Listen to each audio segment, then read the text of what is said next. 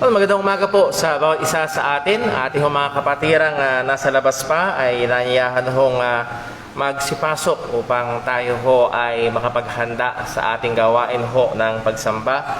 At bago ho yun ay ilan ho mo ng mga announcements. Una ho ay welcome back. Meron tayong mga kapatirang nakikita ngayon na matagal nating hindi nakita. At salamat sa Diyos na tayo ho ay muling magkakasama sa the testimony ng karamihan ho ng mga Kristiyano. Iba pa rin na tayo ho ay nagkakasama-sama sa pagsamba. Hindi lamang ho dahil iba yung nandito tayo, kung hindi dahil ito'y dinisenyo talaga ng Diyos sa buhay Kristiyano. Kailangan natin. Hindi ito parang concert lang na mas masarap manood ng live. Hindi lang ganun. Kundi talagang merong sanctifying and preserving effect sa atin bilang mga Kristiyano as we have studied from Hebrews chapter 10 ang atin hong mga pagtitipon-tipon. At again, ang focus natin, do alam ko ho, ay kita na ho na ilan sa inyo, may mga birthday ngayon. Actually, it's a triple celebration. First birthday ho ng aming anak na si Timothy Paul. Salamat sa Panginoon, salamat sa mga nagpe-pray kay Timmy. At kinakagalak naming isipin na magwawalo na. Sabihin na magwawalo na yung ngipin niya. Sa pagiging first year, 1-year-old niya. So salamat ho sa Panginoon sa pag-iingat niya ho sa aming anak. And then also birthday din, second birthday, tama ho ba? Second birthday ni Mira, anak ho ng Baron couple, ni Sister Cathy, ni Brother Richard. Pag-pray natin si Mira, medyo masama ang pakiramdam nitong mga nakaraang may konti yatang obosipon, lagnat, or pagdudumi. Pag-pray din ho natin. And also, 6 years old na si si Lance, si baby Lance Librado. Kuya Lance, kaway ka. Ayun, 6 years old na si Lance. So, triple celebration ho tayo ngayon. So, purihin ng Panginoon at tayo ho ay nagpapasalamat sa Diyos sa katapatan niya at mga pagpapala niya maging sa buhay ho ng mga anak natin, ng mga bata. At Lord willing, mamaya ho ay magkakaroon tayo ng isang simpleng celebration. And also, this also will be the dedication day para ho kay Timothy at mamaya ipapaliwanag ho natin yaan.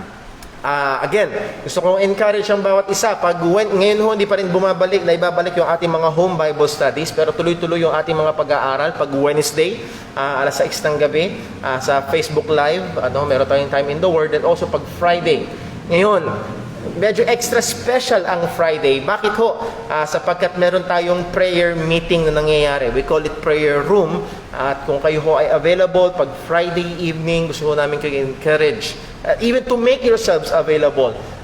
Kamustahan and also prayer requests ang mga kapatiran at ipag-pray natin ang bawat isa. That is Friday after ho, mga 7 p.m. after ho ng ating time in the Word. So, nawa, tayo ho ay patuloy na sumuporta sa mga gawain ho natin na yan. And bago ko makalimutan, mamayang gabi, 6 p.m., meron pa rin ho tayong gawain. Bukas ang pintuan ng church, hindi lang Sunday morning, maging Sunday evening. Gusto kong encourage bawat isa ho sa atin, kung magagawa ho natin, ay tayo ho ay magkasama-sama at sumamba sa Panginoon even sa Sunday evening. Pag-pray natin ang ating mga kapatiran. Alam niyo naman ho, lagi natin ina-announce si Brother Dave Paule ay labis sa lanta ng bagyo. Ang kanilang lugar ay ilang metro lang ang layo mismo sa ilog ng Santa Maria. Pero lagpas tao yung tubig ho sa kanila. Salamat sa Diyos, may second floor yung bahay. Pero hindi pa rin ho maayos yung kanilang kalagayan at yung maging yung kanyang mga kapitbahay na dating uma-attend sa ating Bible study. Pray natin yung health din ni Brother Dave. Nawa siya patuloy na ingatan, nabigyan ng comfort ng Panginoon mula sa kanyang karamdaman. Okay, di ba na lang ho, kung meron akong nakakalimutang mga announcements. Pag-pray nyo ho mga kapatid, supposed to be, sa mga panahon na ganito, kumpara last year, nagsisimula na tayo magplano sa ating Christmas service. Pero tingin ko ho, pansin nyo, napakadalang na mga bahay ngayon na may mga nakakabit na palamuting pamasko at kakaiba ho talaga ang kalagayan. Pero pag-pray nyo ho, meron ho tayong pinag-iisipan na mga plano upang kahit pa paano naman ay magkamadama natin ang konting pagdiriwang ng Kapaskuhan dito ho sa ating bahay-sambahan. At pag-pray natin, soon to be announced ho yung mga detalye po yan. Okay, so yun ang ating mga announcements and reminders. Tayo ho ay dadako sa atin hong tawag sa pagsamba. Nais ko hong paalalahanan ang mga magulang na inyong paalalahanan din ng mga bata. Ang gawain ng pagsamba ay isang seryosong bagay. At nawa sila ho ay sa biyaya ng Diyos mag-behave ng maayos at tayo ho ay sasamba sa ating Panginoon.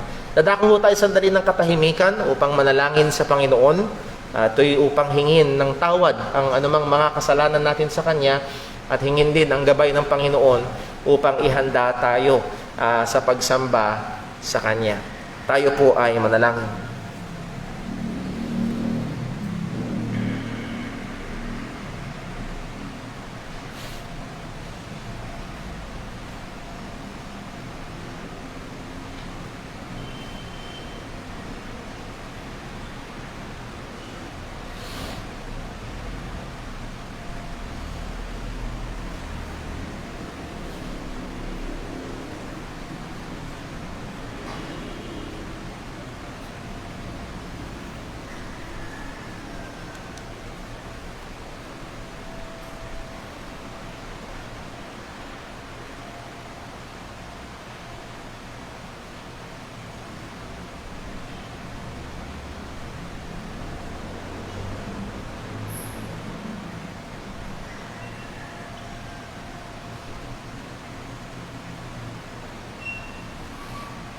Manalangin po tayo.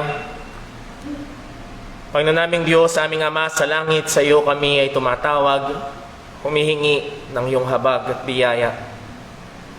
Tunay, Panginoon, madaming kapaguran, maraming alalahanin, marami ang umaagaw ng aming atensyon, ng aming pansin.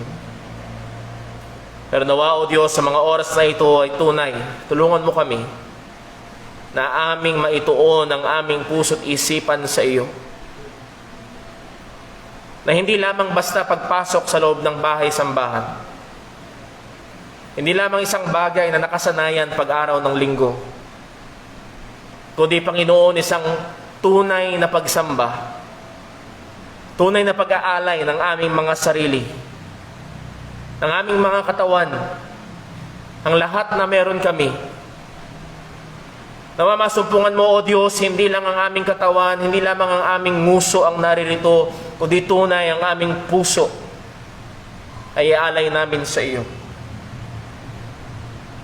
Sa aming pag-awit, pananalangin, pagbabasa ng iyong salita at sa pangangaral ng iyong salita, O Diyos, nawa lahat ng ito ay magawa sa kapurihan ng pangalan mo at maging mabangong samyo sa iyong harapan. Panginoon, saliksikin mo kami. Paalala mo sa amin, nakita mo ang lahat ng bagay, alam mo ang lahat ng bagay at isang kahangalan na magtago ng kasalanan sa iyo. Paalala mo sa amin na magkukubli ng kasalanan ay mawawasak. Ngunit ang magsisisi nito ay makakatamo ng habag. Ama, patawad po. Patawad po sa aming mga pagkakasala, pagkukulang, paglabag sa iyong mga kautusan. At salamat po sapagkat kay Kristo Jesus ay meron kaming katubusan. Sa pamamagitan ng kanyang dugo, ay merong kapatawaran ng aming mga kasalanan at Panginoon, wala kaming ibang tinutungtungan, wala kaming ibang pag-asa, walang ibang paraan kaya kami nakakalapit at katanggap-tanggap sa iyo, kundi ang aming Panginoong Hesukristo. Salamat po sa pagmamahal mo, pagbibigay mo sa amin ng tagapagligtas. Maluwalhati ka sa lahat ng aming gagawin, O Panginoon. Dalangin namin itong lahat sa pangalan ng aming Panginoong Hesukristo. Amen. Tayo po'y mustayo, tayo po'y umawit sa Panginoon.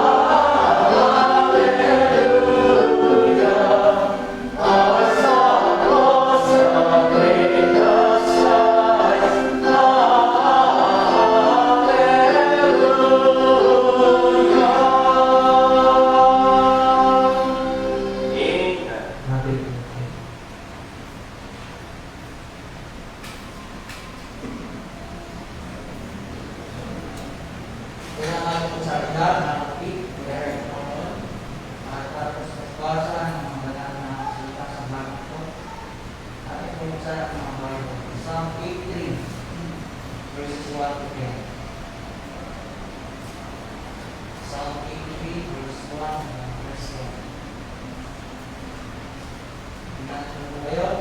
Sabay na ang basahin. Verse 1, ready, read.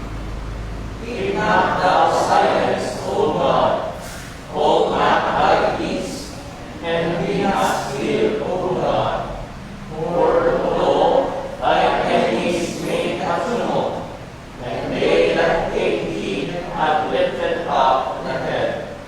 They have taken crafty counsel against thy people, and consulted against thy hidden ones. They have said, Come, and let us cut them off from being a nation, that the name of Israel may be no more in remembrance. For they have consulted together with one consent. They are confederate against thee. The tabernacles of Edom, and the Ishmaelites of Moab, and the Hagarites, Moab and Ammon, and Amalek, the Philistines, with the inhabitants of Tyre. Assur also is joined with them. They have opened the children of Lot, Selah. Do unto them as unto the Midianites, as to Sisera, as to Jabin, at the brook of Kishon, which perished at Endor. They became as dung for the earth. Maraming Panginoon, pagkabasa sa aming mga salita, tayo po sa mga na natin. Maraming Diyos, ang maraming salamat. Purihin ang pagdalang ng pangalan. Salamat po Panginoon sa kahitwanan ng bagong ito. Salamat po Diyos. Ang aming minsan pa o Panginoon, pinagkaroon mo, normal, pinakasin Panginoon. At nang isang mabuti pagkakataon ng aming namin ito sa bagay sa bahan ito upang minsan pagkakataon sa Panginoon sa Espiritu ng Panginoon. Salamat po Panginoon sa mga pangangaral ng aming mga salita ng Panginoon. Salamat po dito sa iyo Panginoon sa katotohanan ng aming Panginoon ay inikakatulad mo ng aming mga kapatid sa araw. Maging ang mga hindi mananampalataya sa iyong mabuti kalooban at hinabang ng iyong mga bilang. Salamat po Diyos. Patuloy nawa o Panginoon na ang mga salitang itinuturo mo o Diyos ay masalamig sa aming buhay. Amin namang nawa ang mabuti. Amin namang maisabuhay ang iyong mga salita. Mamuhay ka ng kawangis ng iyong ito na aming Panginoon. Salamat sa iyong pagmamahal. Salamat sa iyong pagmamahal. Hindi sa lahat ng Diyos. Salamat sa pinakaligtasan na hindi nagkaroon sa amin. Tunay po Panginoon ang aming mga basahan. Tunay po Panginoon ang aming mga kasalanan. At walang mga halaga sa iyong mga Panginoon. Ngunit kami iyong hinahan na habang kami ay nagkakasalang, isinubo mo ang iyong dugto na namatay upang bayaran ang aming mga kasalanan. Salamat sa iyong Panginoon. Nawa o Panginoon, dinadalangin din namin ang aming mga kapatid o Diyos. Patuloy mo kaming palakasin mo Panginoon. Ang iyong mga salita Panginoon, patuloy na kumilos sa aming mga buhay. Huwag nawa o Panginoon ang salibutan ito ang nunulog sa amin. Hindi ang iyong mga salita ang patuloy ng palakas at nunulog sa aming mga buhay. Ama, ito po ang aming sinasabi at dinadalangin. Sa tamang pangalan po ng hindi na aming Panginoon sa Kristo. Amen.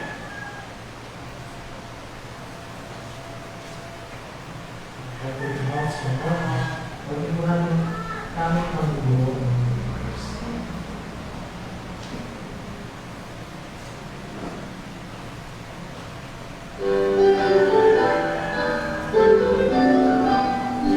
My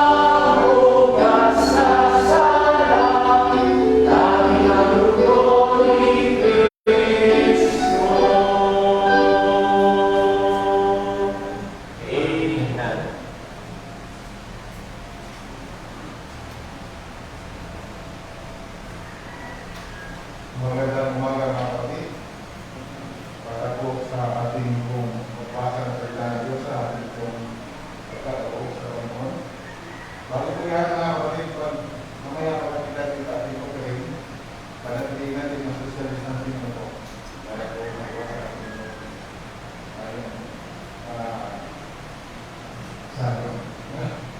Okay. Second Corinthians chapter 9, verse 6, 7 and 8. Ito po ang mga talata na nasigan ng ating po sa Lord sa kanya. Kailan sa Israel, verse 6, reading then. But this I say, he who soweth sparingly shall reap also sparingly, and he who soweth bountifully shall reap also bountifully. Every man according as he purposeth in his heart, so let him give, not grudgingly, or of necessity, for God loveth a cheerful giver, and God is able to make all grace abound toward you, that ye, always having all sufficiency in all things, in the bowels of every good work. Tayo po sa dalangin. Aming mga nasa langit, Diyos na makapangilihan sa lahat. Nagpapasalamat po kami, Panginoon, sa itong pagpilihan. Mayroon po sa loob, sa bawat isa sa amin, Panginoon, ang Diyos. Salamat sa pagtugan, sa kalakasan, Panginoon, sa nilalang araw, sa buhay na iyong pinagtulungan mo sa amin, Panginoon. Sa Panginoon, ay ikaw ang salamat mo. Kapag ano man po, Panginoon, ang nasa amin, Panginoon, kaya ito po, Panginoon, ang muna po sa iyo. Kaya nga, at napaus po kami, pagkasalamat sa iyo. Iba, patuloy po kami nabayan, Panginoon, sa aming muna gawin mo, Panginoon, ang aming muna po. Napata namin, Panginoon, ang salita, na ikaw, Panginoon, ay hindi na natutuwa, Panginoon, na nagbibigay mo sa iyo. Panginoon, ikaw kami ng puso ng ganito. Nagkaroon, Panginoon, ng katuwaan, kami, Panginoon, bibigay ko para po sa inyong gawain, nakawalan ng Diyos. Kami, Panginoon, ay matupa, Panginoon, kayo po masalita ko ng aming pagkakalan, kaya, Panginoon, sa nabuha ang mga isipan ng puso, na tumulong po, Panginoon, ang aming nalikong po, Panginoon, ang pastor, ang Panginoon, nawa ang malinaw na mapaliwanag, Panginoon. Ang iyong mensahe, Panginoon, ay parating, Panginoon, ngayong umaga sa amin. Amunin kami, Panginoon, ng pananampalataya ko, at nawa ang Diyos. Pagdagan po ang aming pananampalataya, pagdagan po, Panginoon, ang aming kaalaman, sa nawa, Panginoon, tulibay kami, Panginoon, sa kami, Panginoon, ay lumali, ang aming kapagdala, Panginoon, sa iyo. Ama, kayo po namin pagkataluin, Panginoon, ang oras nito. Huwag Panginoon, mauwi sa iyo, Panginoon, sa lahat ng kawalakihan. Sa pangalan ng Diyos, ito ang isang salamat. Amen.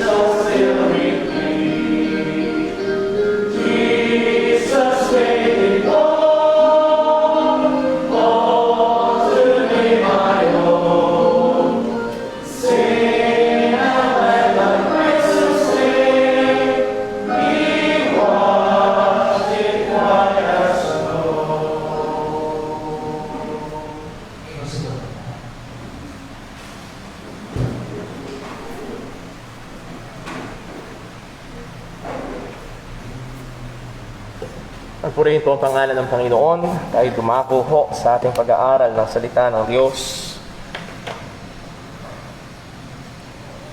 Well, November 2 ng kasalukuyang taon, ang Typhoon Rolly, which is considered as the strongest typhoon in the world this year, ay tumama ho sa Kabikulan Region, Catanduanes, Calabarzon at iba't iba pang mga lugar.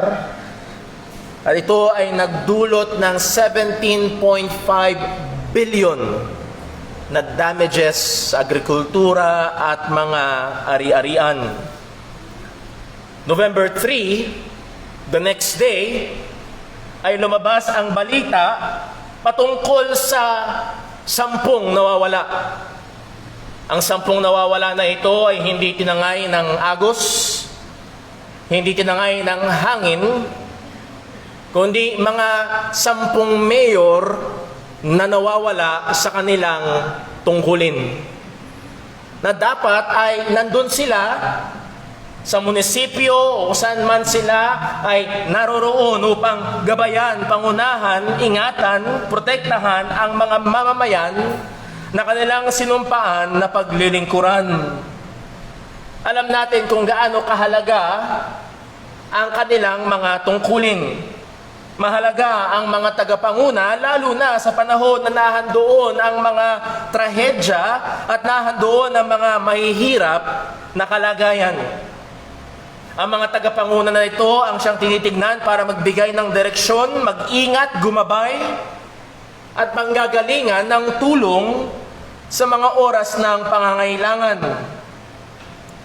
Sinabi ko ito sapagkat pagdating sa buhay ng iglesia, kapag ang iglesia ng Panginoon ang nasa mahirap na kalagayan, humaharap sa maraming mga problema, ang mga lalaking tinawag ng Panginoon upang gabayan, pangunahan o pagpastulan ng kanyang iglesia ay kailangang masumpungan na nasa kanilang mga lugar at ginaganap ng maayos ang mga katungkulan na ibinigay ng Diyos sa kanila.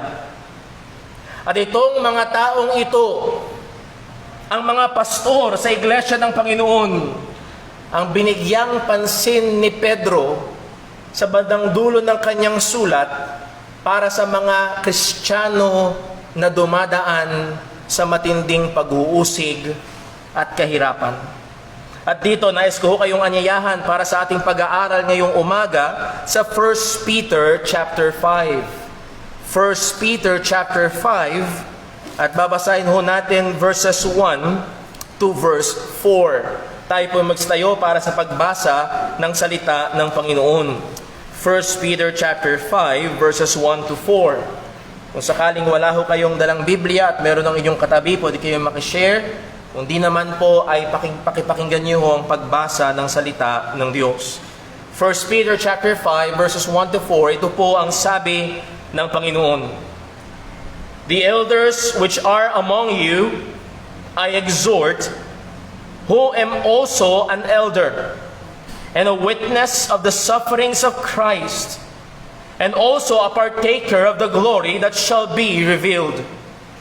Feed the flock of God which is among you, taking the oversight thereof, not by constraint, but willingly, not fulfilled to lucre, but of a ready mind. Neither as being lords over God's heritage, but being examples to the flock. And when the chief shepherd shall appear, ye shall receive a crown of glory that fadeth not away. Pagpalain po ng Diyos sa pagkabasa ng kanyang mga salita. Manalangin po tayo. O aming Amang Diyos, purihin ka sa iyong biyaya, kabutihan at pagmamahal. Salamat po sa iyong pagliligtas sa amin.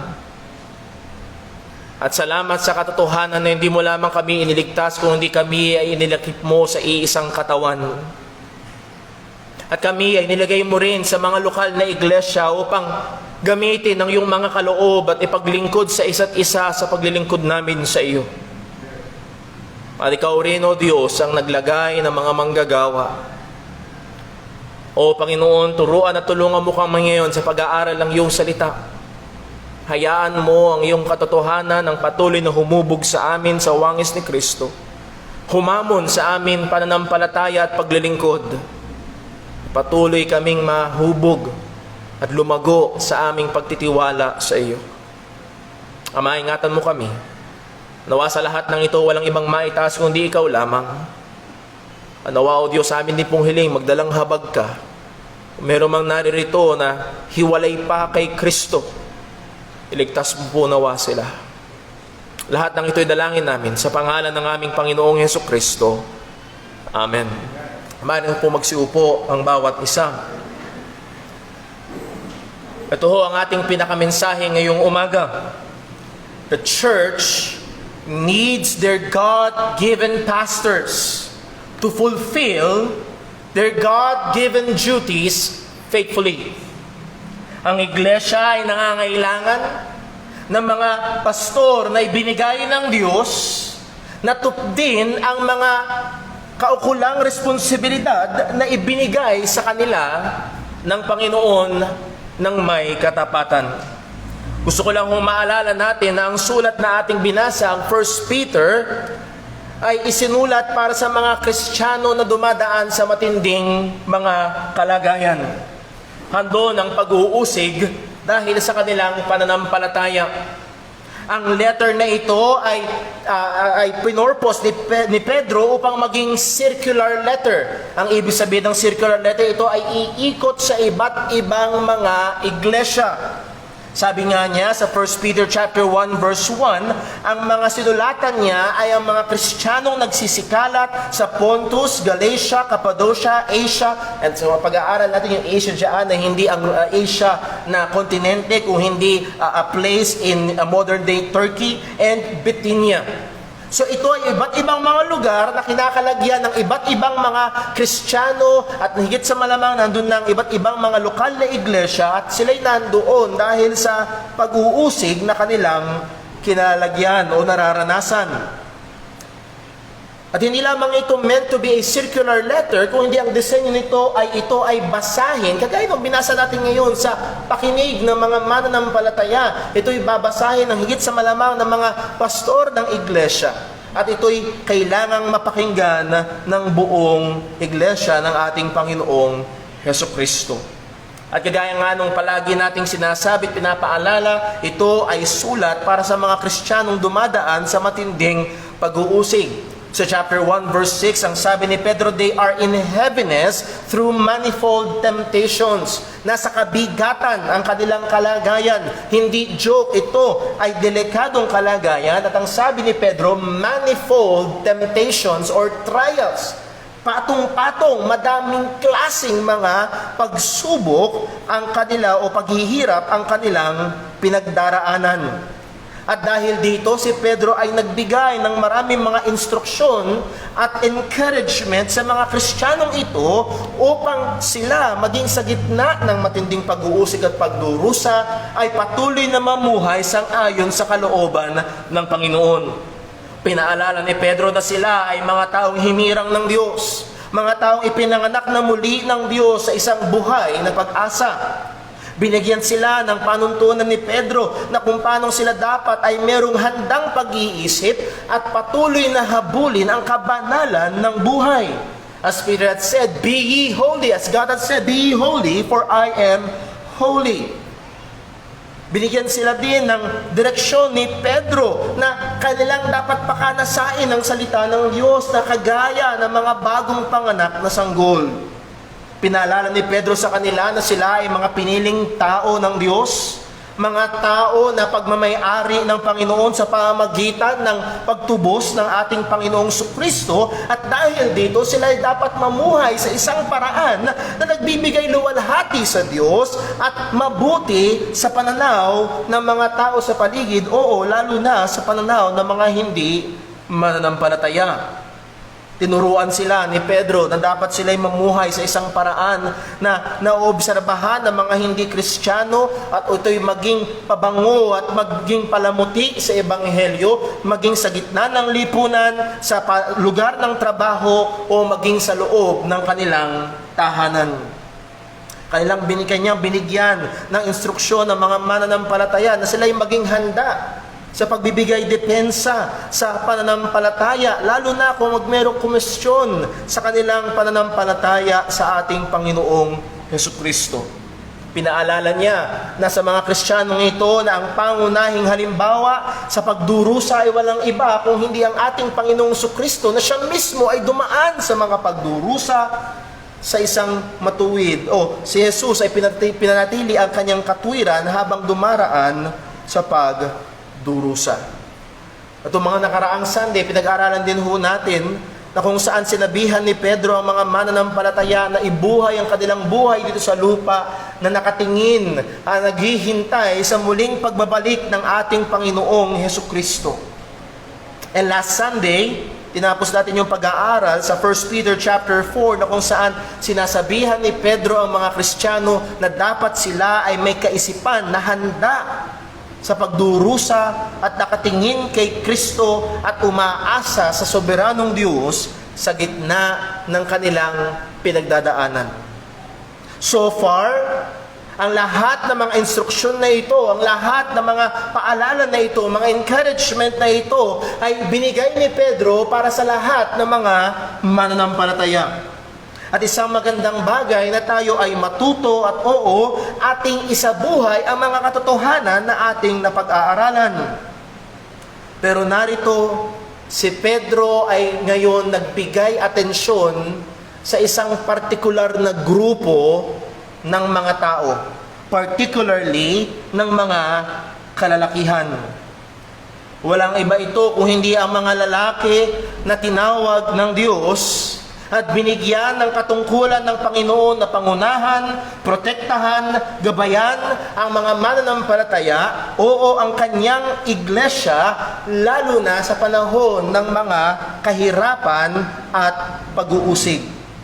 Binigyang pansin, nag-zero in si Pedro sa mga pastor. At sa ating nabasang mga talata, they are called elders. 4 na bagay ang ating bibigyang pansin sa mga talata na ating binasa, and Lord willing, ikukonsideran bibigyan natin ng pag-aaral ang 2 sa 4 na ito ngayong umaga. Una number 1, the need for elders. The need for elders. Number 2, the duty of elders. Ang una, pangangailangan ng mga pastor. Pangalawa, ang katungkulan ng mga pastor. Pangatlo, the attitude of elders. Ang ugali ng mga pastor habang ginagawa nila ang kanilang pagpapastor. And then, pang-apat, the reward of elders. Ang gantimpala sa mga pastor. As I've said, 2 ang ating bibigyang pansin ngayong umaga. So number 1, the need for elders.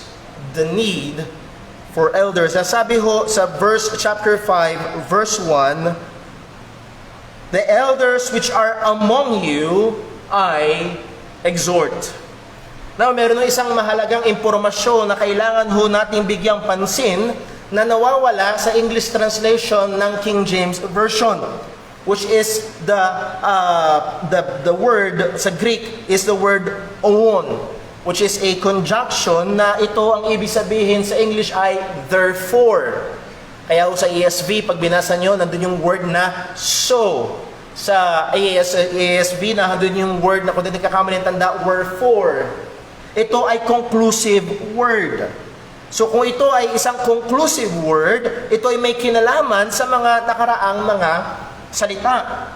Ito ay mahigit sa malamang may kinalaman sa lahat ng sinabi ni Pedro mula chapter 1 hanggang chapter 4. Sa lahat ng mga paalala, sa lahat ng mga instruksyon, sa lahat ng mga inutos ni Pedro ng Panginoon sa pamamagitan ni Apostol Pedro sa mga Kristiyano, trabaho ng mga pastor na ito'y ituro, ipaliwanag at gamitin sila ng Diyos upang maisabuhay ito ng mga Kristiyano.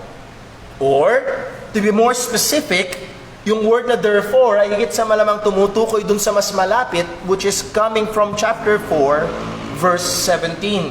Basahin natin ang chapter 4, verse 17. Anong sabi ni Pedro? For the time is come that judgment must begin where?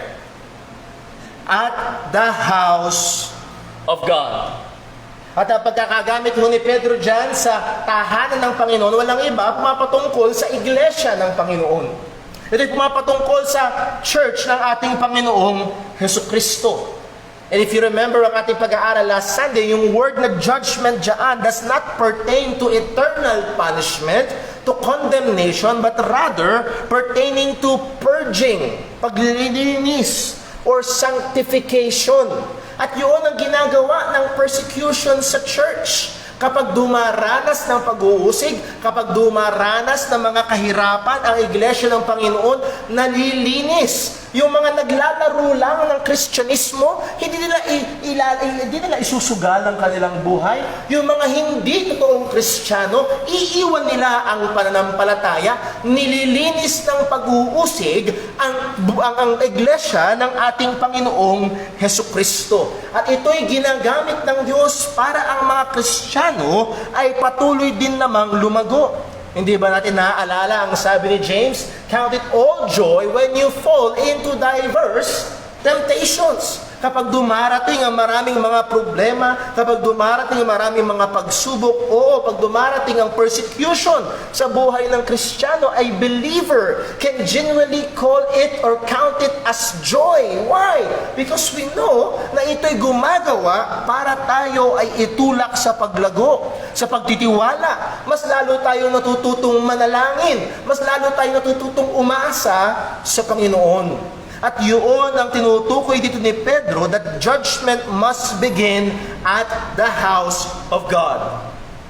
At ang sabi ni Pedro, if this is true, kung ang iglesia ng ating Panginoong Jesucristo ay kailangang dumaan sa mga bagay na ito upang patuloy na malinis, upang patuloy na lumago, let me call the attention of the pastors of the church. Kailangan nilang magbigay at kung ang bagyo ay dadaan sa Santa Maria, nais kong tawagin ang atensyon ng mayor. Ang iglesia ng Panginoong Jesus ay hindi makakatakas. Pupuruhin pa rin, lilinisin pa rin ng Panginoon mula sa mga kasalanan. At kailangan kunin ang atensyon ng mga tagapanguna ng iglesia. At ito ang tinukoy, kumbaga yung daliri ni Pedro ay inilagay niya sa bagay na ito. Therefore, elders. Yun ang simula ng chapter 5, verse 1. Because the church is going through persecution, dahil ang iglesia ay dumaraan sa hatol paglilinis ng Panginoon, therefore, elders. At mula ho dito, hinugot ko ho yung katotohanan that there is a need for elders in the church. Binigyang pansin ni Pedro, diniinan ni Pedro, at ito'y binigyang pansin ng Panginoon sa pamamagitan ni Apostol Pedro. Tinawag ni Pedro ang atensyon ng mga nangunguna sa iglesia, particularly ang tinatawag na mga elders. Now, paliwanag ko lang mabilis, yung word na elders dito ay hindi yung para madalas natin ginagamit na elderly, na para bang nakakatanda lamang o someone who is advanced in age. Hindi yun ang binibigyang pansin dito, kung hindi ito ay tumutukoy sa isang opisyal o partikular at opisyal na opisina sa loob ng iglesia, which is walang iba kung hindi ang pastor. Actually, pag tinignan natin sa New Testament, mas madalas na tawag sa mga pastor ay ang salitang elder. Kaya ho dito sa ating church, medyo binago natin. Dati, ang tawag natin sa mga deacon ay elders. Pero nakita natin sa salita ng Diyos na ang elders ay pastors. So, hindi sila pastor, hindi sila deacon. So, tinago natin, ang tawag natin ay deacons. They are now group of deacons. Mind you, deacons, not demons. Okay? Sila ay lingkod, mga katuwang sa gawain. At purihin ng Diyos sa mga deacons na ibinigay niya sa atin hong iglesia. So, ang punto lang ho ito, elders, pastors, and sa 1 Timothy chapter 3, bishops, they are all the same. ang kaisipan na mas mataas ang bishop kaysa sa pastor ay hindi isang bagay na mapapatunayan at makikita sa salita ng Diyos. Much more, ang makikita natin, ito ay interchangeable, ito ay pumapatungkol sa mga pastor sa iglesia ng ating Panginoong Hesukristo. And one more na gusto kong maunawaan at mapansin ho natin dito, tingnan natin muli sa chapter 5, verse 1. Ano sabi? The what? The elders. Ano yung s? Ano ho yun? Hindi ahas. May s. Plural. The elders which are among you. And again, ito ay circular letter. It will go from church to church to church. At kung ito'y halimbawa, nasa JCBC, at ang sabi ni Pedro, to the elders in JCBC. That is the point. So the assumption is this: there are multiple elders in a church. Maraming pastor sa loob ng isang iglesia. Now, hindi ito required, but this is the biblical pattern. Nasanay ang maraming mga Philippine churches na isang iglesia, isang pastor, pero ang maliwanag sa Biblia, there are multiplicity of elders. Isang magandang example ay ang Grace Community Church, Sun Valley, California. Ang lead pastor nila ay si John MacArthur, teaching pastor nila si John MacArthur, pero if you will go to their websites, ilan ang pastor sa Grace Community Church? 40 ba? 40. Grabe, brother boy, 40! Apat na pong pastor? Well, considering na kada Sunday ng umaga, 6,000 tao ang dumarating sa church nila. At mga kapatid, gaano mang kahusay ang isang pastor, hindi kakayaning pagpastoran ng maayos at tapat ng iisa lang ang libu-libong katao.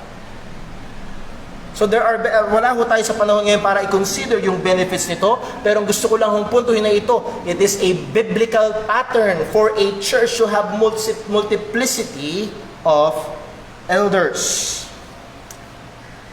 At gusto kong puntuhin ho dito, ito kung ang gusali ay nagliliyab, tawagin ang mga bumbero. Kung merong medical emergency, tawagin ang doktor. Kung merong nangyayaring krimen, tawagin ang pulis. Kung ang church ay dumadaan sa matinding pag-uusig, pagsubok, may mga hinaharap na hamon, tawagin ang pansin ng mga pastor. Kailangan sa buhay ng iglesia ang mga manggagawa. Kailangan sa buhay ng iglesia ng ating Panginoong Jesucristo ang mga pastor. Ngunit merong problema. Sa panahon natin ngayon, marami ang hindi naniniwala na kailangan ng iglesia ang pastor. Actually, may mga churches ngayon na walang pastor. Meron lang silang grupo ng mga deacons. Meron mga tao sa kanilang sarili na naniniwala na hindi nila kailangan ng pastor. It's just Jesus and me. Hindi ko kailangan ng pastor. Si Jesus lang at ako at ang Bible. Meron din naman na mga tao na merong negatibong karanasan sa mga pastor. At ang negatibong karanasan na ito ay nagtutulak sa kanila para never na ulit ipailalim ang kanilang mga sarili sa mga pastor sa iglesia. Yes, maaari kang magkaroon ng isang tunay na relasyon kay Kristo nang wala ang pastor. Yes, maaari na naranasan mo na merong mga pastor na may pansariling intensyon, na nagmi-misuse and nag-a-abuse ng kanilang opisina ng pagiging pastor sa iglesia, even pinipilipit ang salita ng Diyos para gawin ang kanilang nasa. At marami ang mga nagpapastor ngayon na disqualified na sa posisyon na yun. Merong mga taong nakakaranas ng pang-aabuso ng mga so-called pastors. Ang paboritong joke namin dyan, they are not pastors but impostors. Mga impostor, hindi pastor. Yes, maaaring mas magaling ka, maaaring mas edukado ka, Maaaring mas mahusay ka, maaaring mas gifted ka, maaaring mas malakas ka, maaaring mas marami kang alam kaysa sa pastor. Pero hindi nangangahulugan ito na hindi na kailangan ng pastor. O una ho, gusto ko maalala ho natin kailangan ng iglesia ng pastor, una, sapagkat ang pastor ay kaloob ng Diyos sa iglesia. Elders are Christ's gift to the church. Buksan lang natin sandali sa Ephesians chapter 4. Ephesians chapter 4. Sa Ephesians chapter 4, ang sabi ni Apostol Pablo ay ito sa verse number 11. Simulan ho natin sa verse number 8. Wherefore he saith, when he ascended up on high, that is the ascension of Christ, nung siya'y umakyat na sa langit, ang sabi ng salita ng Panginoon, He led captivity captive and gave gifts unto men. Ay bigay siya ng kaloob sa mga tao. At particularly sa context itong Ephesians, sa binibigyang pansin ay mga tao, that is the church, God's people. At ang sabi ng salita ng Diyos, verse number 11, tumalon tayo sa verse 11, ano itong mga kaloob na ito? Ano itong ilan sa mga kaloob na bigay ni Kristo sa kanyang mga tao, sa kanyang iglesia? And He gave some apostles, and some prophets, and some evangelists, and some pastors and teachers. So nagbigay siya ng mga apostol. We have the 12 apostles, which are the foundational office na sa iglesia, at nakalipas na ang kanilang mga gawain. Ganun din ang mga propeta. Now we also have, sa verse number 11, evangelists. At ang pinakamaganda siguro pagkaunawa dito, they are missionaries who take the gospel to the frontier. Ngunit sa buhay ng iglesia, nagbigay din ng mga ang Panginoon ng mga talagang mananatili at magiging tagapanguna at pangunahing tagapagturo, tagapangalaga. Ang sabi dito, He gave some pastors and teachers. And mind you, itong pastors and teachers, hindi ito dalawang magkaiba. Kung hindi pagtitan nyo sa Greek, ibig sabihin ito, pastor-teacher. Ang isang pastor ay teacher. Maaring ang isang tao maaring ang isang Kristiyano ay teacher pero hindi pastor. Pero ang isang pastor ay teacher. Tagapagturo ng salita ng Panginoon. But the point is this. Ang pastor, yes, maraming problema sa maraming iglesia, maraming mga pastor ang nagkukulang, pero ang katotohanan pa rin ay ito, regalo ni Kristo sa iglesia ang pastor. Ngayon mga kapatid, kiglatan nawa ako ng Diyos kung ito'y sinasabi ko lamang para itaas ang aking sarili, ngunit sinasabi ko ito sapagkat ito ang sabi ng salita ng Panginoon. Regalo niya, bigay niya.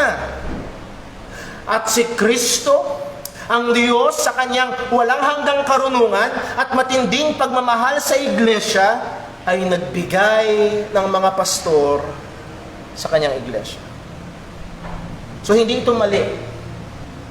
Hindi ito obsolete. Hindi ito isang bagay na maaaring palitan ng bagong kaalaman o ideya ng tao. Ito ay isang bagay na ibinigay ni regalo sa ikabubuti, na regalo ni Kristo sa ikabubuti ng iglesia.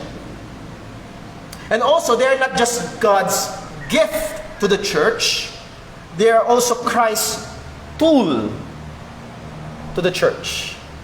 Kagamitan ni Kristo. Yes, sila ay regalo, ngunit sila rin ay kagamitan. Kagamitan saan? Sa ikababanal ng mga mananampalataya, sa ikalalago ng mga Kristiyano. From the same chapter, Ephesians chapter 4, ang sabi ho sa verse number 11, yes, He gave some pastors and teachers. Verse 12, for what purpose? Anong dahilan ng pagkakabigay? For the perfecting of the saints, for the work of the ministry, for the edifying of the body of Christ. Pastors, elders, bishop, ano man ang gusto mong itawag sa opisina, sila'y ibinigay ni Kristo para kagamitan, maging kagamitan ng Panginoon sa ikalalago, ikakatatag ng mga mananampalataya sa katawan ng ating Panginoong Hesukristo. Hindi ko sinasabi na sila lamang ang kagamitan. Hindi ko rin sinasabi ang pastor ang ultimate tool ng Panginoon. Pero ang gusto kong makita ho natin na minarapat ng Diyos na gumamit ng mga makasalanan na niligtas ng biyaya, gumamit ng mga lalaki na nakikipaglaban pa rin sa nakatahang kasalanan, gumamit ng mga tao na dumadaan pa rin sa proseso ng paglago para gamitin bilang mga pastor sa iglesia. Sila ay regalo ng Panginoon sa iglesia at kagamitan ng Panginoon sa iglesia sa patuloy na ikalalago at ikababanal ng mga mananampalataya. So, hindi pagkakaroon ng pastor ay hindi isang mabuting bagay.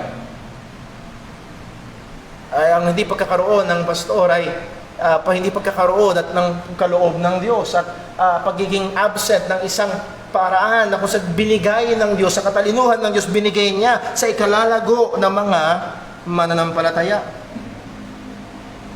Now, I am not saying na indispensable ang pastor o ang lalaki, ngunit yung opisina ay kailangan.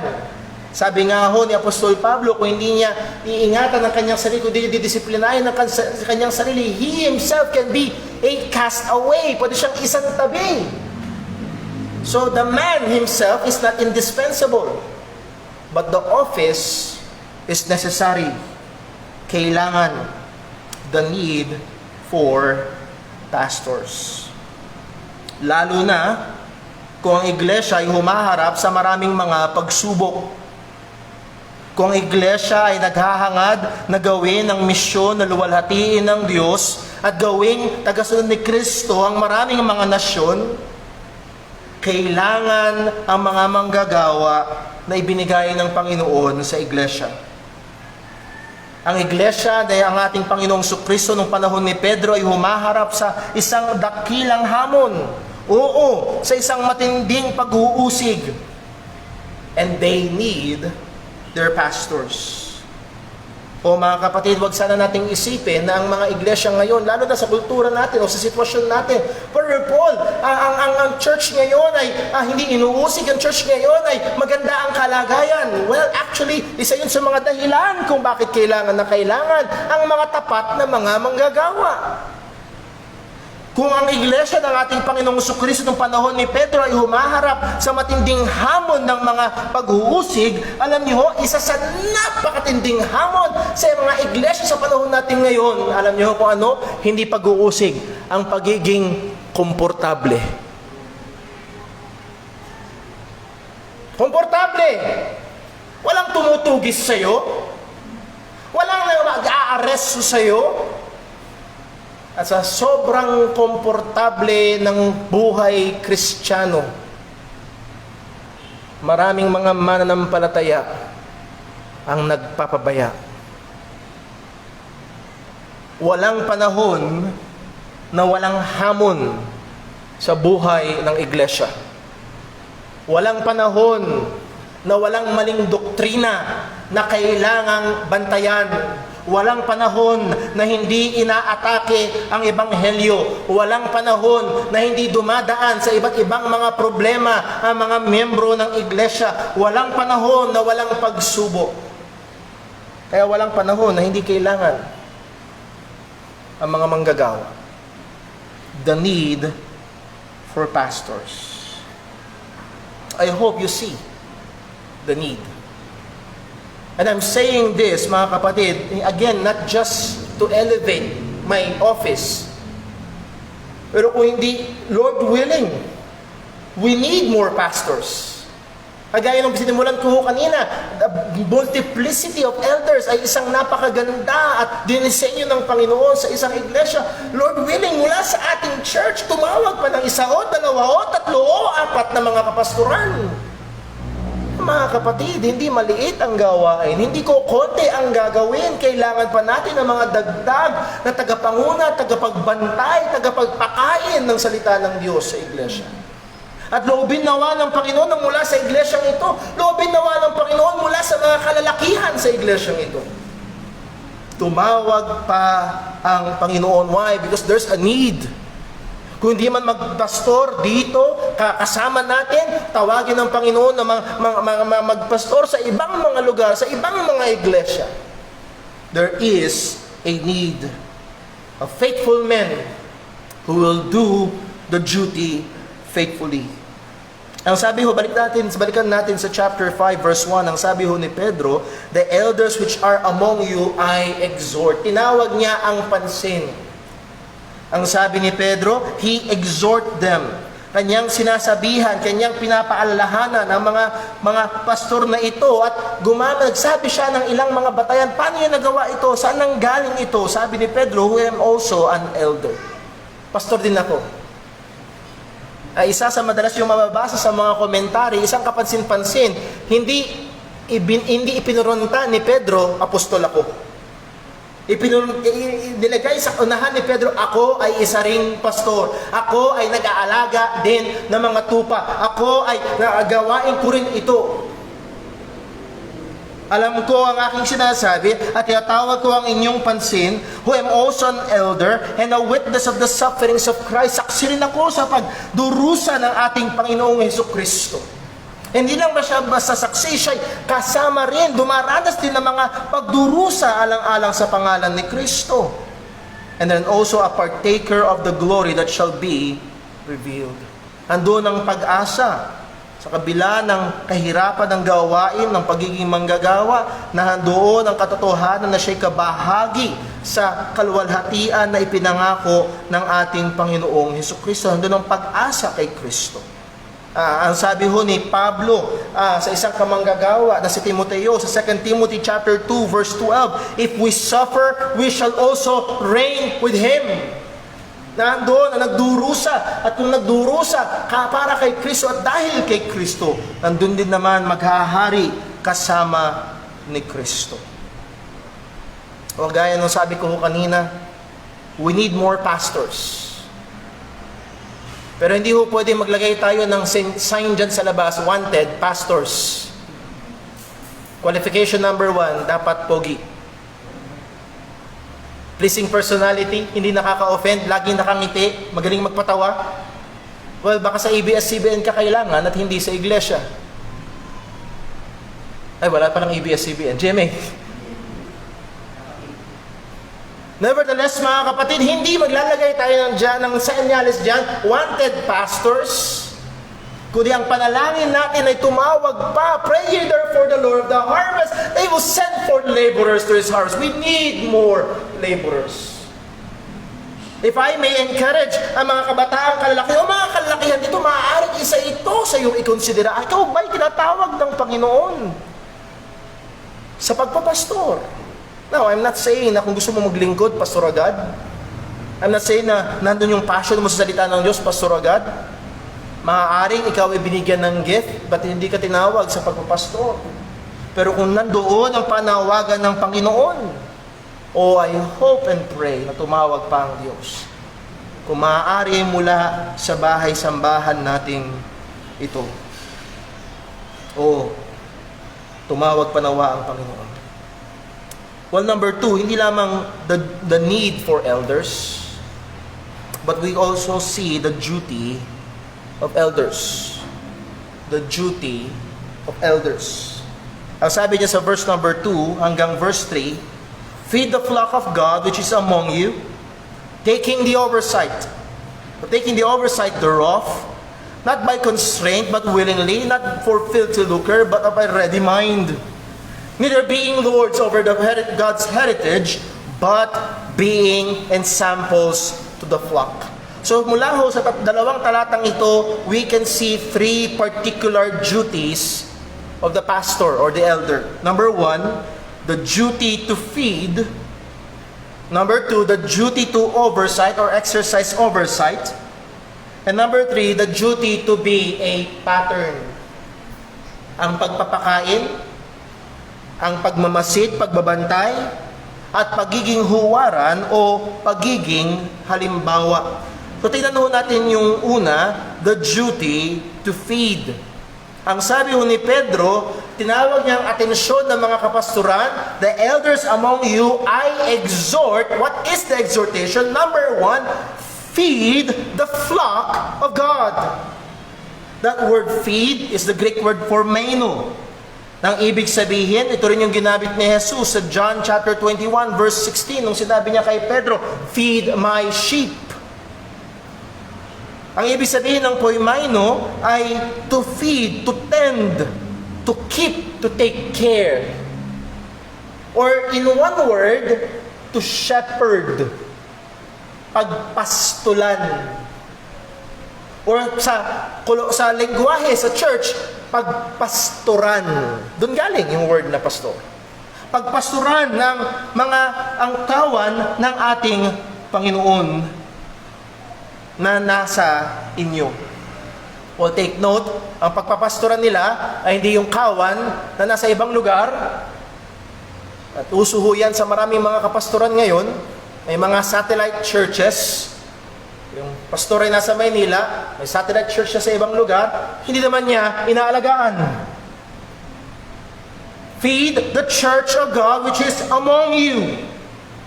Yung pinagkatiwala sa iyo ng Panginoon, yung mga tao na nilagay ng Panginoon sa lokal na iglesia na yan, you are tasked, given the duty to shepherd. Pagpastoran. At ang pangunahing gawain sa pagpapastol, that's why it is interchangeable doon sa salitang feed. Pagpapakain. Ang sabi ho ni Apostol Pablo sa mga pastor sa iglesia sa Efeso, sa Acts chapter 20 verse 28, take heed therefore unto yourselves and to all the flock unto which over the which the Holy Ghost hath made you overseers, to feed the church of God. So kung merong number 1 duty ang isang pastor sa iglesia, ang duty na ito pangunahin ay walang iba kung hindi ang pagpapakain sa mga tao ng Panginoon. Wow! Brother Paul, kaya pala may nakahanda doon sa likod. No. Hindi yun. Hindi literal na pagkain ang sinasabi ho dito. Well, anong ipapakain? Walang ibang ipapakain kung hindi ang salita ng Diyos. Walang ibang ipapakain kung hindi ang katotohanan ng Panginoon. Now, ang pagtuturo at pangangaral na hindi lamang ito ang gawain ng pastor, take note of the word, hindi lamang ito ang gawain ng pastor, pero kung merong nasa unahan ng listahan, ang nasa unahang gawain niya ay ang pagtuturo at pangangaral ng salita ng Diyos. Sa Acts chapter 6 verse 1 and 2, mababasa ho natin na nagkaroon ng problema sa church at Jerusalem. Merong nakakaligtaan sa ministeryo sa mga balo at merong nagreklamo sa mga apostol at ang tugon nila ay hindi, sige, iwanan namin ang preaching at gagawin namin yan. Actually, ang tugon ng mga apostol sa verse 2, Acts 6, then the 12 called the multitude of the disciples unto them and said, it is not reason that we should live the word of God and serve tables. Hindi ibig sabihin na masyadong mataas sila para hindi maglingkod sa ganung gawain. Pero ang ibig sabihin lang, meron silang mas prioridad. As I've said, ang pagtuturo at pangangaral, hindi lamang yun ang gawain ng pastor, pero ito ay nasa unahan. That's why I am very confused nung nakita ko ang librong preachings or sermons for busy pastors. Alam niyo yun? Volume 1, Volume 2, Volume 3. Preach for a year. Ready-made sermons. Kumbaga sa aming lingwaheng mga mangangaral, ang tawag namin dilata. Bubuksan mo na lang, pwede mo nang ihain. Bakit? Masyado daw busy. Well, kung meron dapat unang pagkakabisihan, please take note, hindi lamang ito ang pagkakabisihan, pero una sa listahan ay ang matapat, matyaga na pagtuturo at pangangaral ng salita ng Diyos. Sabi ho ni John MacArthur in commenting sa verse na ito, the shepherd's task is to edify and strengthen them with deep truths of solid spiritual food that produces discernment, conviction, consistency, power, and effective testimony to the greatness of the saving work of Christ. Ang pangunahing gawain ng mga pastor ay magpakain ng mga spiritual na pagkain, ipaunawa ang mga malalalim na katotohanan, ang mga karne ng salita ng Panginoon para sila'y lumago sa pagkaalam ng katotohanan, matutong mag-discern ng mabuti at ng masama, malaman ang kalooban ng Panginoon, maging consistent sa buhay Kristiyano, magkaroon ng kapangyarihan para ibuhay ang mga katotohanan ito at magkaroon ng effective na patotoo sa nagliligtas na kapangyarihan ni Kristo. Sabi nga ho ng isang manunulat, ang pulpito, ang puso ng iglesia. Ang ginamit niya ito bilang larawan na ang puso ay nagpapump ng dugo sa lahat ng parte ng katawan. At kung meron daw nagpapump ng dugo ng salita ng Diyos sa lahat ng parte ng katawan ni Kristo, should be the pulpit. At mahalaga ang dugo. Mahalaga na umiikot ang dugo sa katawan. Hadnahan doon ang kahalagahan ng pagpapakain ng katotohanan ng salita ng Diyos. Ang pangunahing gawain ng pastor ay hindi mag-entertain. Ang pangunahing gawain ng pastor ay hindi magpatawa. Ang pangunahing gawain ng pastor ay hindi bigyan ka ng mabuting pakiramdam. Ang pangunahing gawain ng pastor ay hindi paindakin ka. Ang pangunahing gawain ng pastor ay siguraduhin na ikaw ay napapakain ng matapat, malinaw, makapangyarihan na katotohanan ng salita ng Diyos. At sa biyaya ng Diyos, hopefully, nakikita natin at mapanatili natin at mabantayan natin na iyon ang maging pangunahin at seryosong bagay na ginagawa ko na. So, merong mga churches, 40 minutes mag-iindakan sila. Isang oras magsasayawan sila at 10 minuto para sa salita ng Diyos.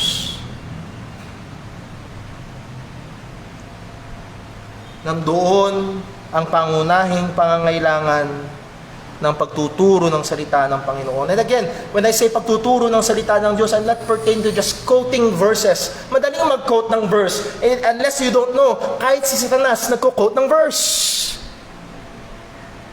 Kung hindi isang matapat na pangangaral ng salita ng Diyos, rightly divided, properly applied.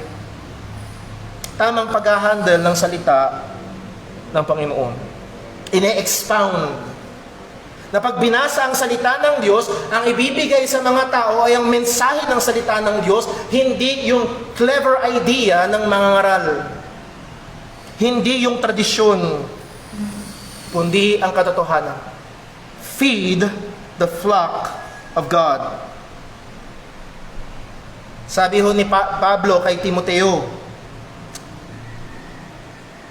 nang sabi niya sa 2 Timothy chapter 3, perilous times shall come. Darating ang mahihirap na panahon, pasama ng pasama. Anong utos niya sa chapter 4? Preach the word. Ang sabi ni Pablo kay Timothy, time will come that they will not endure sound doctrine. Anong bilin niya? Preach the word. This is the consistent and primary duty ng isang pastor sa iglesia. To feed the flock of God. Alam ko ho, meron tayong mga kasama ngayon dito na galing kayo sa ibang church or maaaring wala pa kayong church. If I may encourage you, look for a church that truly feed the flock of God. Isa ho yun sa inyong dapat hanapin at konsidera ng matindi. Alam niyo, dati may umaten dito sa church. Tumigil siya. At lumipat siya ng inatidan. Nung tinanong siya, bakit di ka na pumunta sa JC? Bakit di ka na pumunta doon? Sabi niya, boring doon eh. Ang hinahanap niya pala yung umiindak. Ang hinahanap niya pala yung masaya. Wag kung ganun, showtime ang hanap mo at hindi pagsamba. Sa pagsamba, ating hinahanap na maluwalhati ang Diyos. At isa sa mga paraan na maluluwalhati ang Diyos ay ang kanyang mga mananampalataya ay patuloy na makilala siya at patuloy lumago sa pagtitiwala sa Kanya, sa pananampalataya sa Kanya. At isa sa pangunahing ginagamit ng Diyos doon ay ang matapat, seryoso at malinaw na pagtuturo at pangangaral ng Kanyang salita. Feed the flock of God. Well, that's just one. Number two, nasabi ho ni Pedro, not just feeding the flock of God, but taking oversight. Ang sabi niya, feed the flock of God which is among you, taking the oversight thereof. That word oversight, mula sa Greek word episkopeo, ang ibig sabihin is to inspect, to oversee, to look after, to care for, bigyang atensyon, tignan, pagmasdan, at alagaan. Ang isang manggagawa, ang isang pastor ay kailangan alagaan, bantayan, i-assess ang kondisyon, alamin ang sitwasyon, at bigyan at alamin ang direksyon ng mga tupa ng Panginoon. Kaya nga sabi ho natin lagi din sa church, ito ho ay hindi walang pakialamanan. Asahan niyo ho, may pakialam ang pastor sa buhay ng mga mananampalataya. Why? Because we are tasked of God. It is our God-given duty to oversight. Pag-aaralan natin next Sunday, hindi naman bilang lords, na mayroong mga pastor na sumusobra na tila baga hindi pwedeng sumubo ng pagkain ng membro kung hindi papayagan ng pastor. Hindi pwedeng mag-aaral, kundi lahat nakaasa na lang sa desisyon ng pastor. Hindi yun ang ibig ko sabihin. Ngunit ang malinaw ho na sinasabi ho dito ay nandoon ang pagbabantay ng manggagawa sa mga tupa ng Panginoon. Again, ang purpose ay hindi kontrolin ng buhay, kundi proteksyonan, kundi pangunahan, gabayan, kung kinakailangan sawayin, kung kinakailangan i-rebuke, kung kinakailangan paalahanan, at maraming pagkakataon kailangang i-comfort, to oversee the flock of God. So not just feed the flock of God, not just oversight, and sometimes it will require many hours of counseling, pag-uusap. Wag ho sana masamain ng loob kapag kakamustahin kayo ni Brother Paul, kapag kakausapin at kapag papayuhan, sasabihan kung may nakikita. Why? Because it is my job. At kung hindi ko gagawin yun, ako'y magkukulang sa Panginoon. So to oversight, to exercise oversight. And lastly, dito natin tapusin, not just to feed the flock of God, not just to take oversight, but also to be patterns. Patterns. Ang sabi sa 1 Peter chapter 5 verse 8, neither as being lords over God's heritage, but being ensamples to the flock. That word ensample, ang ibig sabihin, mark of a blow. Dito nakaranas, nung bata kayo, kumuha kayo ng martilyo, nakakita kayo ng isang bagay at pinalo nyo, yan man ay kahoy, yero, o ano man, pagpalo mo, pak! May iwan yung hulma noong martilyo. Yun yung ibig sabihin nun. Mag-iiwan ng hulma. Magsisilbing pagsusundan. Yun ang gagayahin. Be ensamples. Ang mga elders or pastors sa iglesia ay kailangang magsumikap na maging mabuting halimbawa sa flock, sa mga Kristiyano sa loob ng iglesia. Ang sabi nga ho ni Pablo sa Philippians chapter 3 verse 17, brethren, be followers together with of me. Magsusunod kayo sa akin, gayahin niyo ako, sundan niyo ako, hindi lamang ako, and mark them which walk so as ye have us for an example. Markahan nyo rin sila na namumuhay sa kanilang paraan, na magsisilbing halimbawa sa inyo. And it's a good thing, and it's advisable thing, na humanap tayo ng mga mananampalataya na kung saan alam natin na ibinubuhay nila. Hindi lang nila alam ang theology, kung hindi nakikita sa pamumuhay nila at magsisilbi silang halimbawa. Ang sabi ni Pablo kay Timothy sa 1 Timothy chapter 4 verse 12, "Let no man despise thy youth, but be thou an example of the believers in word, in conversation, in charity, in spirit, and in faith, in purity." Be thou an example. So hindi lamang mahusay sa pulpito, kundi mahusay na halimbawa sa buhay ng mga mananampalataya.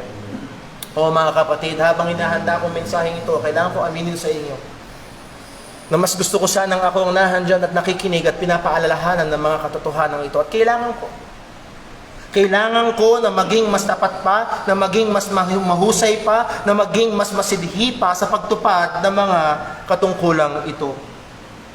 So may I request the whole church, please pray for your pastor.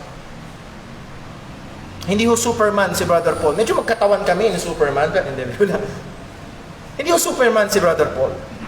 Huwag niyo isipin na invincible, na hindi tinatabla ng tukso, hindi dinadapuan ng katamaran. Dumarating ang mga bagay na yan. Sabi ko nga ho, ang mga pastor ay makasalanan din niligtas ng biyaya at nasa proseso pa rin ng paglago sa pananampalataya. Magkakasama tayo. Ipag-pray niyo ho ang inyong manggagawa. Ipag-pray nyo na masumpungan na tapat na ginagawa ang kanyang gawain na iniatang ng Panginoon. Ipag-pray nyo na mas maging tapat, mas maging masipag, magdagdagan ng karunungan, mabigyan ng kapangyarihan, lalo na sa pangangaral ng salita ng Diyos. Bigyan ng karunungan, pasensya at pagmamahal sa pag-oversight, sa pagpapayo, sa pakikitungo sa buhay ng mga mananampalataya at patuloy pang lumago sa pagkawangis ni Kristo at patuloy na maging example sa buhay ng mga Kristiyano. Mga kapatid, hindi ko to kayang mag-isa. At mag-pray tayo. As we have said, we need pastors, more pastors. Kung sakali man sa biyaya ng Diyos, tumawag siya mula sa iglesyang ito. Tumawag na nga siya ng mga mananampalataya at mga lalaki na handang tukdin ang mga gawain ito ng may pagtatapat, may kasipagan, alang-alang sa pangalan ng ating Panginoong Jesucristo. Let's pray. Panginoon naming Diyos, aming Ama sa langit, salamat po. Salamat po sa mga paalala at hamon ng iyong salita. O tunay, O Diyos, ako bilang pastor ang unang tinatamaan, unang pinapaalalahanan, unang inuutusan ng mga talatang ito. At nawa, O Diyos, kami bilang isang iglesia ay magkaisa upang ang mga katotohanan ito ay patuloy na makita at maibuhay. Lord, we beg you. Nakikiusap kami, Panginoon, tunay marami ang aanihin, ngunit kaunti ang mga ani. Magbangon ka pa ng mga kalalakihan. Tumawag ka pa ng mga kalalakihan na kung saan gagamitin mo na matapat, matyaga, masipag at nagmamahal na pagpastura ng iyong iglesia. Mga ngaral ng may katapangan, magtuturo ng may kalinawan. O muli, O Diyos, sa aming sarili kami kapos. Sa biyaya mo, tulungan mo kami na ang mga bagay na ito ay maging totoo sa aming iglesia at sa mga manggagawa dito. Salamat po sa iyong salita. Sa lahat pa po ng aming gagawin, ikaw pong patuloy na maluwalhati. Dalangin namin itong lahat sa pangalan ng aming Panginoong Jesucristo. Amen. Tayo po'y tumayo. Tawitin po natin yung ating panghuling awit.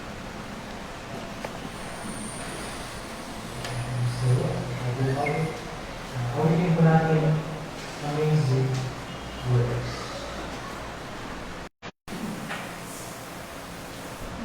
Amazing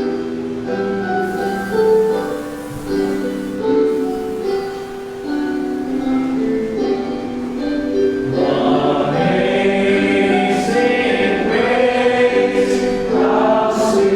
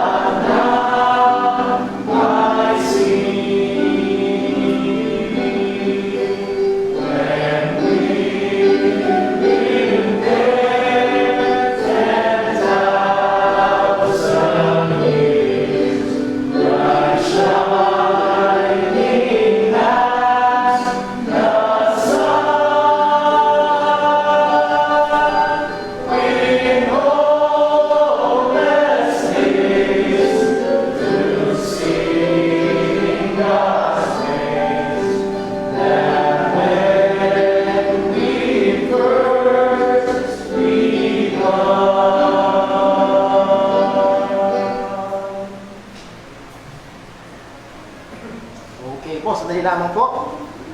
Muli ho mga kapatid, maraming salamat po sa bawat isang naririto. Tayo ho ay nagpapasalamat sa biyaya ng Panginoon. At I'm very glad to see ang ilang mga kapatiran na matagal nating hindi nakasama na nandito po ngayon ang inyong presensya. Nawa ay tayo gamitin ng Panginoon. Patuloy na pagpalain ng Diyos para ho sa kapurihan ng Kanyang pangalan. Tuloy tayong magsumikap sa kabanalan. Tuloy nating paglabanan ang mga nakatahan pang kasalanan sa atin.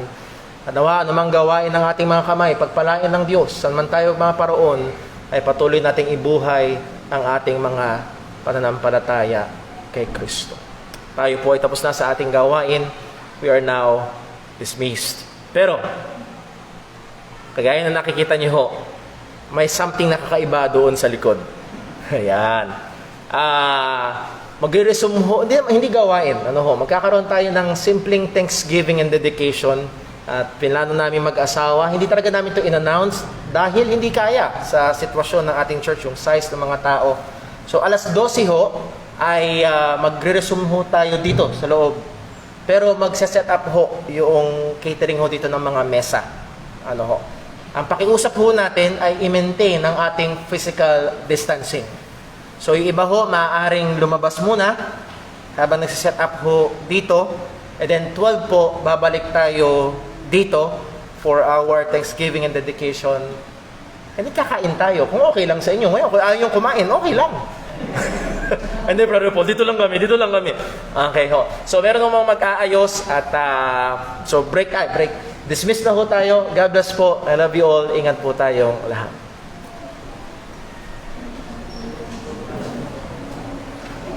Yung mga utas siguro ay